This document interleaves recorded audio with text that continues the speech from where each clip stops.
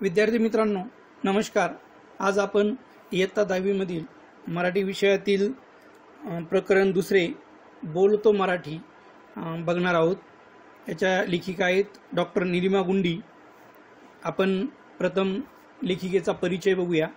नीलिमा गुंडी या मराठीच्या प्राध्यापिका, भाषातज्ञ आणि लेखिका आहेत। 2011 साली बेळगाव या ठिकाणी झालेल्या मंथन महिला साहित्य संमेलनाच्या त्या अध्यक्षा होत्या। महाराष्ट्र साहित्य परिषदेच्या पुणे शाखेकडून प्रसिद्ध होणाऱ्या संवेदना या 2011 आणि 2012 सालच्या दिवाळी अंकासाठी मुख्य संपादक म्हणून देखील त्यांनी काम पाहिलेले आहे। लेखिकेचे देठ जगण्याचा, रंगाचा थवा हे ललित लेख संग्रह, तर अक्षरांचा देव, निरागस हे बाल साहित्य आहे। भाषा प्रकाश, भाषाभान, शब्दांची पाठ हे भाषाविषयक लेख संग्रह देखील त्यांचे असून असे एकूण 35 पुस्तके त्यांचे प्रकाशित आहेत। या पाठाच्या पार्श्वभूमी बघताना मित्रांनो, प्रत्यक्षामध्ये आपण मराठी भाषेतील विविध शब्दप्रयोगामुळे कशी विनोद निर्मिती होते हे या पाठात बघणार आहोत। लेखिकेने यामध्ये अतिशय उत्तम पद्धतीने हे मांडलेले आहे। व्युत्पत्ती कोशात शब्दांची उत्पत्ती शोधल्याने आपल्याला खूप काही नवीन ज्ञान मिळते, आनंदही मिळतो। आपल्या जीवनात भाषेला महत्त्व दिल्यास मनातल्या भावनांचे सूक्ष्म अर्थसौंदर्य उलगडण्यास मदत होते, हे या पाठातून लेखिकेने स्पष्ट करण्याचा प्रयत्न केलेला आहे। तर चला विद्यार्थी मित्रांनो, आपण आता प्रत्यक्षात पाठाला सुरुवात करूया। परवा वर्तमानपत्रात एक विनोद आला होता। बायको नवऱ्याला म्हणते, तुम्हाला मी उत्तप्पा बनू का? त्यावर नवरा म्हणतो, नको, मी माणूसच ठीक आहे। आली मोठी जादूगार। आता इथे विनोद निर्माण झाला आहे, कारण बनविणे हे क्रियापद तिथे शोभणारे नाही। ते हल्ली हिंदी भाषेतून आपल्या स्वयंपाकघरात नको इतकं घुसलेले आहे। आपण बोलण्याच्या ओघामध्ये नव्हे, आज जागतिकीकरणाच्या युगामध्ये कळत नकळत गरज नसताना इतर बऱ्याचशा भाषांचे शब्द आपल्या मराठी बोलण्यात वापरतो। बऱ्याचदा आपल्याला ते कळत देखील नाही की आपण मराठीत जो शब्द वापरला की हा मूळ मराठीतला आहे की नाही। तसेच बनवणे या संदर्भात देखील असंच झालेलं आहे। मराठीत पोळ्या लाटणे, भाजी फोडणीस टाकणे, कढी करणे, भात रांधणे म्हणजे भात शिजवणे, कुकर लावणे, अशा वेगवेगळ्या क्रियांसाठी वेगवेगळे शब्दप्रयोग आहेत। पण हल्ली सगळे पदार्थ फक्त बनवले जातात। मराठीत बनवणे म्हणजे फसवणे असा अर्थ खरा तर रूढ आहे। म्हणजे एखाद्याची फसवणूक करणे याला आपण बनवणे असं म्हणतो। त्यामुळे माणसाचं माकड आणि पुन्हा माकडाचा माणूस बनवणारा जादूगार विनोद करणाऱ्या नवऱ्याला आठवला तर आश्चर्य नाही। मराठी ढंगाचे शब्दप्रयोग ही आपल्या भाषेची श्रीमंती आहे। म्हणजे ढंगाचे म्हणजे पद्धतीचे। मराठीत मारणे हे एक क्रियापद घेतले तर ते किती वेगवेगळ्या प्रकारे वापरले जाते हे आपल्या लक्षात घेण्याजोगे आहे। जसे गप्पा मारणे, उड्या मारणे, थापा मारणे, पिचकी मारणे, शिट्ट्या मारणे, पाकिट मारणे, जेवणावर ताव मारणे, पोहताना हातपाय मारणे, माशा मारणे इत्यादी। मारणे म्हणजे मार देणे हा अर्थ यात कुठेही आलेला नाही। ही तर भाषेची खरी गंमत आहे।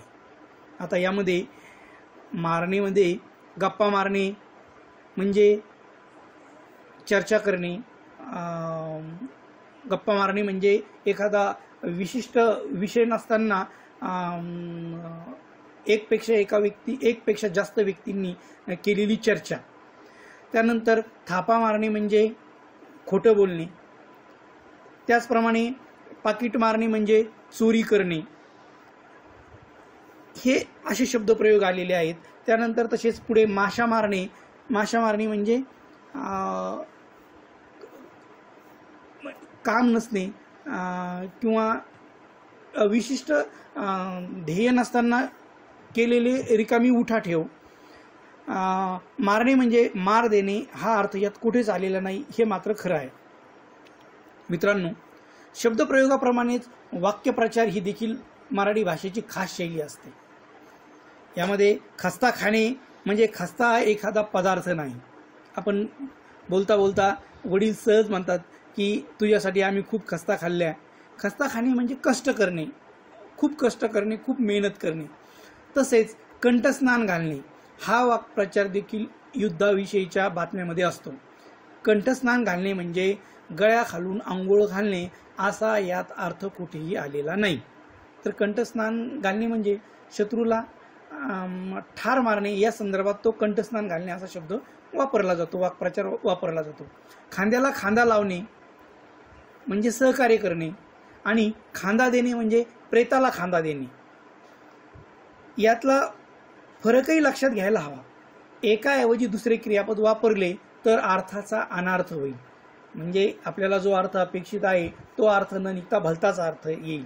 म्हणजे इथं यामध्ये मुख्य अर्थ आणि लाक्षणार्थ, तर मुख्य अर्थ न घेता यात बहुतेक ठिकाणी लाक्षणिक अर्थ घेतला जातो. अशी अनेक उदाहरणं देता येतील. त्यासाठी शब्दकोश वापरायची सवय करायला आपल्याला हवी. अक्कलवान म्हणजे हुशार, पण अकलेचा कांदा म्हणजे अतिशहाणा हे माहीत नसेल तर कोण आपले खरे कौतुक करतोय की फिरकी घेतोय हेच आपल्याला कळणार नाही. क्रियापद वापरताना त्यापूर्वी नामाला कोणता प्रत्यय लावायचा असतो हे नीट माहीत नसले तरी देखील अर्थाचा गोंधळ होतो. हे खूप महत्त्वाचं आहे भाषेमध्ये आणि विशेष करून मराठी भाषेमध्ये. अंगाला लावणे आणि अंगावर घेणे, तिला हसणे म्हणजे तिची चेष्टा करणे या अर्थी. चेष्टा म्हणजे मस्करी करणे, थट्टा करणे, आणि तिच्याशी हसणे म्हणजे सहजपणे तिच्यासोबत हसणे. यात प्रत्यय महत्त्वाचा आहे. हल्ली सार्वजनिक समारंभामध्ये आणि वाहिन्यावर प्रत्ययांची जागा अनेकदा चुकलेली असते. उदाहरणार्थ, तुझी मदत करणे याऐवजी तुला मदत करणे हवे. त्यांचे धन्यवाद याऐवजी त्यांना धन्यवाद असे म्हणायला हवे. खरं तर मित्रांनो, प्रत्यक्षामध्ये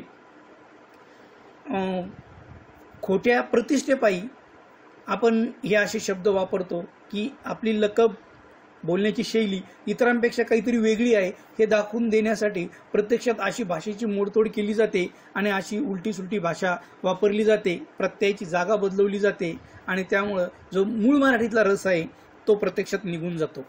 भाषेमध्ये अनेक शब्द सतत येत असतात कारण ती नदीसारखी प्रवाही असते. आपणही संगणकासंबंधी अनेक नवे इंग्रजी शब्द सातत्याने आत्मसात केलेले आहे. मराठीने आजवर संस्कृत, फारसी, अरबी, कन्नड, इंग्रजी अशा अनेक भाषांमधले शब्द आपले मानलेले आहेत. हेच पहा ना, टेबल हा शब्द आता आपल्याला परका वाटत नाही, पण गरज नसताना इतर भाषेतले शब्द आणि तेही मराठी भाषेचे व्याकरण झुगारून वापरणे योग्य नाही. मी स्टडी केली म्हणण्यातून काय नवीन अर्थ कळतो त्याऐवजी मी अभ्यास केला म्हणणं योग्य नाही का? मात्र प्रत्यक्षामध्ये आपण मी स्टडी केली असं सहज बोलून जातो आणि जो मूळ मराठीतला गर्भित अर्थ आहे तो त्यामधून, त्या वाक्यातून हरवून जातो. हे कळत न कळत आपल्याकडून प्रत्यक्षामध्ये घडते. भाषेतली गंमत जाणून घेण्याचा एक मार्ग म्हणजे शब्दांची व्युत्पत्ती शोधणे. यातून आपल्याला खूप नवीन माहिती मिळते. मोरांबा या शब्दातल्या मोराचा मयुराशी संबंध नसून मोरस म्हणजे साखरेशी, जुन्या काळी साखर मॉरिशसवरून यायची म्हणून मोरस हा त्याचा संबंध आहे. शब्दांची पाळीमुळे किती दूरवर पसरलेली असता ते आपल्याला यावरून कळते. पुढेच पाहना, कदर करणे असे आपण म्हणतो तो वाक्प्रचार आहे कद्र या अरबी शब्दापासून. कदर म्हणजे गुणांची पारख हा शब्द आपण घेतलेला आहे. शब्दांच्या मुळाकडे गेलो की आपल्या चुकाही होत नाहीत. उदाहरणार्थ, अनुसया असे नाव नसून ते अनसुया असे आहे. त्याची जो विग्रह आहे किंवा संधी आहे त्याचं ते अन अधिक असूया अशी त्यातील संधी आहे. मनात असूया म्हणजे मत्सर नसलेली अशी ती अनसुया हे कळल्यावर शब्द मनात पक्का रुजतो, आपल्याला लक्षात देखील राहतो. तसेच जरा जर या संस्कृतमधून आलेल्या शब्दाचा अर्थ आहे वार्धक्याने विकल झालेला. यातील जचे उच्चार तालव्य ज आहेत, तर जरा, थोडे. जर कलाभूत या शब्दातील जचे उच्चारण दंतमुलवी आहे. दंतमुलीय म्हणजे जे ध्वनी उच्चारताना जिभेच्या टोकाला वरच्या दातांच्या मुळांशी स्पर्श होतो असे ध्वनी. उच्चारावरही अर्थ अवलंबून असतात. आपण उच्चार कसा करतो भाषेमध्ये त्यावर देखील बरेचसे अर्थ अवलंबून असतात. आपण हे या अगोदर देखील नववीमध्ये देखील आपण शिकलेलो आहे. भाषेत आपण शब्द कसे उच्चारतो, कोणत्या अक्षराशी शब्द तोडतो या साऱ्यांना महत्त्व असते. उदाहरणार्थ सूतकताई हा शब्द जर सुतकताई असा लिहिला तर कसं वाटेल. तसंच अक्षरशः हा शब्द लिहिताना अक्षरशः असा कोणा मुलाचे नाव करून टाकणे बरोबर आहे का. पुराणातली वांगी पुराणात या म्हणीचा अर्थ शोधण्यासाठी सगळ्या पुराणामध्ये वांग्याशी संबंधित काय गोष्ट आली आहे हा शोध म्हणजे फुकट उद्योग ठरेल. तिथे मूळ म्हण होती पुराणातली वानगी पुराणात. वानगी म्हणजे काय तर वानगी म्हणजे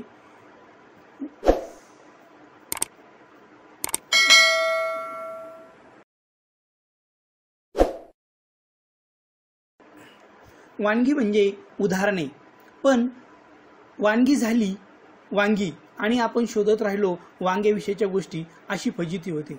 काही वेळा दोन शब्दरूपे सारखी असतात आणि ती आपल्याला चकवतात देखील.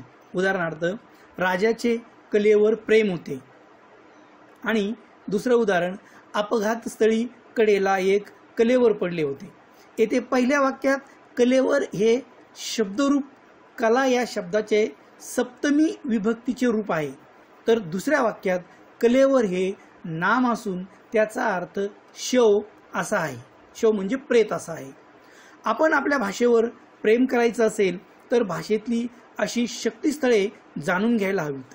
भाषेचा योग्य सन्मान राखायला हवा. आपल्या घरीदारी बोलली जाणारी मराठी भाषा ही आपल्याला आईच्या ठिकाणी आहे. तिने आपल्या भावजीवनाला आकार दिला आहे, आपल्या भावना व्यक्त करायला आधार दिला आहे. तिच्याशी आपले खास जिव्हाळ्याचे नाते असायला हवे. त्यासाठी तिचे ज्ञानही आपण मिळवायला हवे. मित्रांनो, आपली भाषा ही हवेसारखी आपल्या आत बाहेर असते. तिचे जीवनातले महत्त्वाचे स्थान कायम ठेवायला हवे. उदाहरणार्थ आता पाऊस पडत आहे. पाऊस पडणे या घटनेविषयी दोन वाक्यातून कशी दोन प्रकारे प्रतिक्रिया देता येते ते पहा. त्यामध्ये एक, पावसाने स्वतः जातीने हजेरी लावून वन महोत्सवाला दाद दिली.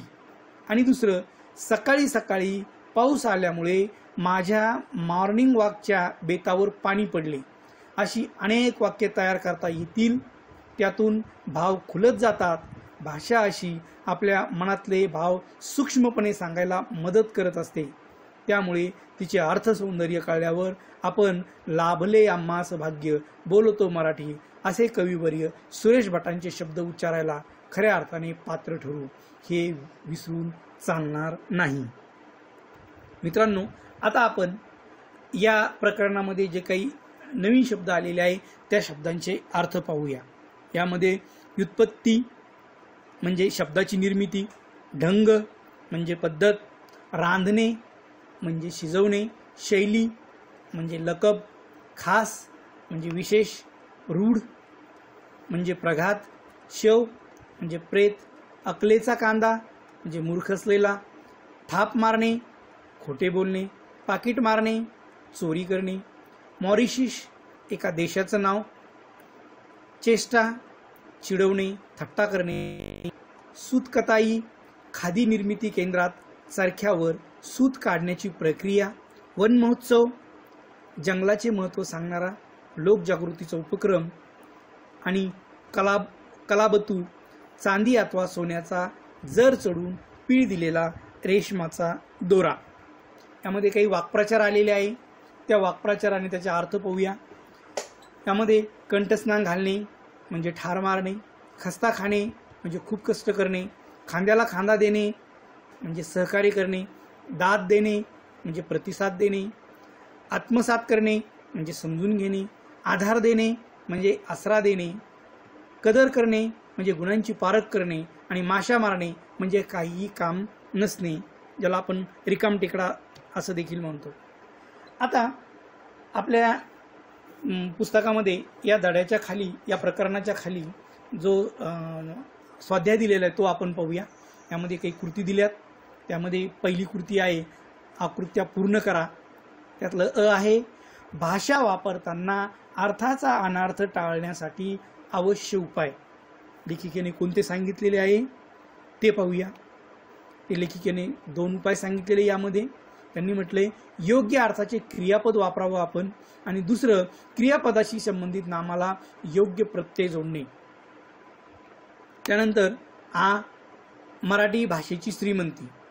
मराठी भाषेची श्रीमंती कशाला म्हटलंय त्यांनी, तर शब्दप्रयोग आणि वाक्प्रचार याला मराठी भाषेची श्रीमंती असं लेखिकेने म्हटलेलं आहे.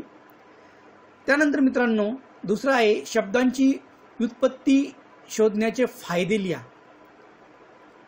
काय फायदा आहे शब्दाची उत्पत्ती शोधल्याने, तर ते फायदे असे आहेत, आपल्याला नवीन माहिती मिळते, आपला शब्दसाठा वाढतो, त्यानंतर आपल्याला शब्दार्थ स्पष्ट करता येतात, आपल्याला शब्दांची उकल होते, आणि आपला शब्द निर्मितीचा यामुळे अभ्यास होतो. पुढे पाठाच्या आधारे खालील चौकटी पूर्ण करा. यामध्ये आहे मराठी भाषेची खास शैली, मराठी भाषेला लेखिकेने दिलेली उपमा, आणि शब्दांचा अर्थ जाणून घेण्याचे साधन. तर मराठी भाषेची खास शैली, वाक्प्रचार, मराठी भाषेला लेखिकेने दिलेली उपमा, आईची उपमा दिलेली आहे, आणि शब्दांचा अर्थ जाणून घेण्याचे साधन म्हणजे लेखिकेनं व्याकरण असं म्हटलेलं आहे. आता गटातनं होणारा शब्द ओळखून चौकट पूर्ण करा. त्यामध्ये ऐट, डौल, रुबाब, चैन. आहे कपाळ, हस्त, ललाट, भाल. आहे विनोद, नवल, आश्चर्य, विस्मय. आहे संपत्ती, संपदा, कांता, दौलत. आहे प्रख्यात, प्रज्ञा, नामांकित, प्रसिद्ध. यामध्ये पहिल्या याच्यामध्ये ऐट, डौल आणि रुबाब हे तिन्ही समानार्थी शब्द आहेत, तर चैन हा त्याच्यापेक्षा वेगळा शब्द आहे. त्यानंतर मध्ये कपाळ, ललाट आणि भाल हे 3 समानार्थी शब्द आहे, तर हस्त हा वेगळा शब्द आहे. त्यानंतर मध्ये नवल, आश्चर्य, विस्मय हे 3 समानार्थी शब्द आहे, तर विनोद हा वेगळा शब्द आहे. त्यानंतर संपत्ती, संपदा आणि दौलत हे मध्ये 3 समानार्थी शब्द आहे, तर कांता हा त्यापेक्षा वेगळा शब्द आहे. आणि मध्ये प्रख्यात, नामांकित, प्रसिद्ध हे 3 समानार्थी शब्द असून प्रज्ञा हा त्यातला वेगळा शब्द आहे. मित्रांनो पुढे 5 मध्ये खाली दिलेल्या अनेक वचनी नामांचे एकवचनी रूप लिहून त्याचा वापर करून प्रत्येक एक वाक्य लिहा. तर त्यामध्ये रस्ते, वेळा, भिंती, विहीर, घड्याळे आणि माणसे हे अनेक वचनी दिलेले आहे. तर यामध्ये बघा रस्ते एकवचनी आहे रस्ता, वाक्य आहे भाग्यश्री रस्ता ओलांडत आहे. वेळा त्याचं एकवचनी आहे वेळ, वाक्य आहे अभ्यास करा, यश मिळायला वेळ लागत नाही. पुढे भिंतीचं एकवचनी भिंत आणि वाक्य आहे पेंटर भिंत रंगवीत आहे. पुढे आहे विहिरी, त्याचं एकवचन विहीर, आमच्या शेतात विहीर आहे. तर घड्याळाचे एकवचन घड्याळ, शाळेत घड्याळ आहे. आणि माणसे याचं एकवचन आहे माणूस, माणूस हा बुद्धिमान प्राणी आहे. पुढे 6 नंबरला दिलेलं आहे खालील शब्दसमूहाबद्दल एक शब्द लिहा. त्यामध्ये आहे पसरलेली खोटी बातमी, ज्याला मरण नाही असा, समाजाची सेवा करणारा, आणि पुढे संपादन करणारा. तर याच्यासाठी एक शब्द आहे पसरलेली खोटी बातमी म्हणजे अफवा, ज्याला मरण नाही असा अमर, समाजाची सेवा करणारा समाजसेवक आणि संपादन करणारा तो संपादक. मित्रांनो, 10वीचं मध्ये आपल्याला स्वमत लिहावं लागत असतं आणि इथे स्वमतासाठी काही प्रश्न दिलेले आहेत. ते तुम्ही स्वतः लिहायचे आहे. याचं प्रत्येकाचं आपलं मत येईल, वेगवेगळं उत्तर येईल आपलं प्रत्येकाचं. यात दिलेलं आहे तुम्ही शहाणे आहात. या वाक्यातील शहाणे या शब्दाचा अर्थ छटा लिहा. त्या तुमच्या शब्दात तुम्ही लिहायच्यात. त्यानंतर गरज नसताना इतर भाषामधले शब्द वापरून बोलू नये या लेखिकेच्या मताबाबत तुमचे मत स्वधारण लिहा. आणि नंतर आहे लेखिकेने मराठी भाषेचा केलेला सन्मान तुमच्या शब्दात लिहा. हे तिन्ही स्वमत तुम्ही तुमच्या वहीवर तुमच्या शब्दामध्ये लिहून काढायचे. आपण सर्वांनी ऐकल्याबद्दल आपल्या सगळ्यांचे खूप खूप धन्यवाद.